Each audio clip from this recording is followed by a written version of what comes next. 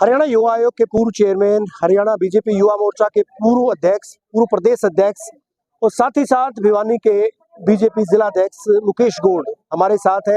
राजनीतिक उथल पुथल लगातार चल रहा है, सरकार भी बदली है, मुख्यमंत्री बदले हैं, मंत्री बदले हैं और उसके बाद अब जो है सिनेरियो अब हरियाणा में 10 की 10 सीटों पर कमल खिलाने की बात कही जा रही है। भिवानी के परिप्रेक्ष्य में मुकेश जी बात करें, किस तरह की तैयारियां चुनाव को लेकर? देखिए, भारतीय जनता पार्टी संगठनात्मक तौर पे बहुत मजबूत संगठन है, दुनिया का सबसे बड़ा राजनीतिक संगठन है और कैडर बेस पार्टी है। आपने देखा होगा कि आज कार्यकर्ताओं का विशंबर वाल्मीकि जी जब मंत्री बनकर के यहाँ आए तो कार्यकर्ताओं के अंदर जबरदस्त उत्साह था और हमारी तैयारी जो है कार्यकर्ता चुनाव के लिए बूथ स्तर तक बहुत मजबूती के साथ में हम तैयार हैं और पन्ना प्रमुख तक का हमारा गठन हमने पहले से ही कर रखा है, तो चुनाव की तैयारी हमारी जोरों पर है। 3 विधानसभा क्षेत्र आते हैं भिवानी जिले के। इसमें अगर भिवानी महेंद्रगढ़ की बात करें, एक विधानसभा क्षेत्र आता है भवानी खेड़ा, वो हिसार के लिए 8 लाख और करीबन 62,000 से ज्यादा वोटर्स हैं यहाँ पर। 912 बूथों पर चुनाव होगा।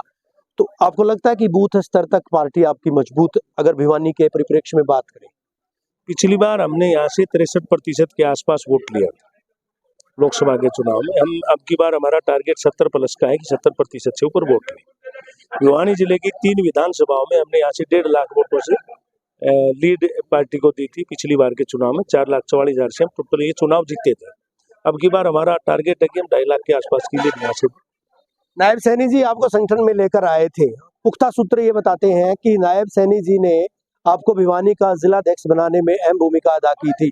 वही नायब सैनी जी आज प्रदेश के मुख्यमंत्री हैं। टिकट की दौड़ में भी मुकेश गौड़ लगातार रहे हैं, तो इस बार की अगर बात करें, कहां से दावेदारी रहेगी और किस तरह की दावेदारी रहेगी? भिवानी की बात करें या फिर तो शाम की बात? देखिए, ऐसा है कि निश्चित तौर पे कार्यकर्ता के बाद में काम करते करते आदमी की व्यक्तिगत महत्वाकांक्षाएं बढ़ जाती है, तो मेरी महत्वाकांक्षा की चुनाव लड़ूं, परंतु संगठन ने मुझे जिलाध्यक्ष की जिम्मेवारी दी है, तो वो नायब सैनी जी हैं या माननीय मनोहर लाल जी और बाकी जो लोग हैं उन लोगों ने कुछ सोच की जिम्मेवारी दी होगी। अब उनको लगता है कि मुझे तो शाम से चुनाव लड़वाएं, भिवानी से लड़वाएं या ना लड़वाएं, ये संगठन का डिसीजन है। ये कार्यकर्ता बेस पार्टी है, तो कार्यकर्ता को जो आदेश होगा हम बखूबी उसको निभाने। भिवानी लोकसभा से धर्मवीर सिंह की टिकट पक्की कर दी गई थी, उनको चुनाव मैदान में उतारा जा चुका। हालांकि दूसरी पार्टियों ने अभी पत्ते नहीं खोले हैं, बात चाहे जेजेपी की करे, बात चाहे कांग्रेस की करे, इनेलो की करे, इन पार्टियों के द्वारा अभी तक जो है पत्ते नहीं खोले गए हैं। तो संबंधों में कहीं ना कहीं खटास था, मतभेद मनभेद की बात आई थी। चौधरी धर्मवीर सिंह का कितना सपोर्ट, कितना समर्थन जो आप कर पाएंगे जिले के प्रभारी होने के नाते, जिले के अध्यक्ष होने के नाते? नहीं, कभी संबंधों में खटास नहीं रही, ये तो वैसे ही बातें हैं, शुरू से हमारे आदरणीय हैं, बड़े भाई हैं। तो शाम से कहीं ना कहीं टिकट कटवाने में जिस तरह की चर्चाएं थी, वो आपको लगता है विगत में जो चर्चा भी हुई थी, तो उसका कहीं ना कहीं प्रतिशोध या कोई इस तरह की बात, कोई बदलने की बात? पहली बात तो यहाँ पर ना कोई टिकट कटवा सकता है, ना कोई दिलवा सकता है। ये वहम किसी को ना पड़ना चाहिए, ना मुझे या ना किसी और को।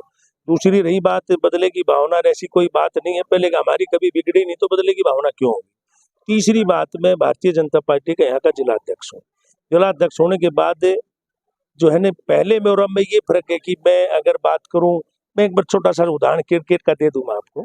जब आप क्रिकेट के बड़े अच्छे शौकीन हैं, खेलते भी हैं आप, ऑस्ट्रेलिया के सामने जब मैंने 1-2 मैच को देखा कि सौरव गांगुली और राहुल द्रविड़ जब बैटिंग करते थे, लंबी पारी चलती थी, तो ऑस्ट्रेलिया के जो खिलाड़ी थे वो स्लेजिंग करते थे, तो उस स्लेजिंग में कहीं ना कहीं गांगुली शिकार हो जाते थे और आगे बढ़ के शॉट मारते थे और वो आउट हो जाते थे, और द्रविड़ लंबी पारी खेलते थे। तो मैं आज की तारीख में राहुल द्रविड़ की भूमिका में अच्छा खेलेंगे और बहुत मजबूती से काम करेंगे। और ये मैंने बताया पहले कि चुनाव भिवानी से या तो शाम से जो पार्टी लड़वाएगी तो सामिया भिवानी। एक आम वर्कर मंत्री बने हैं आज, एक आम वर्कर मंत्री बनकर यहाँ पर आए हैं, तो आपको लगता है कि मुकेश गौड़ जो है उनकी भी लॉटरी लग सकती है?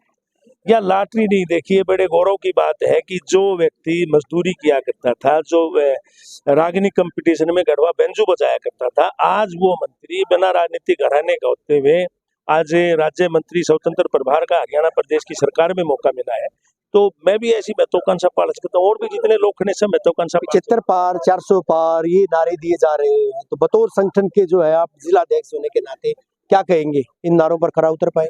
100%। देखिए, 75 पार तो हमने पिछली बार भी हरियाणा विधानसभा के चुनाव में 4 में से हाँ नहीं नारा दिया था। मैं भिवानी की बात करूं, 4 में से हम 3 सीटें जीत करके गए तो 75% हमने दिया था।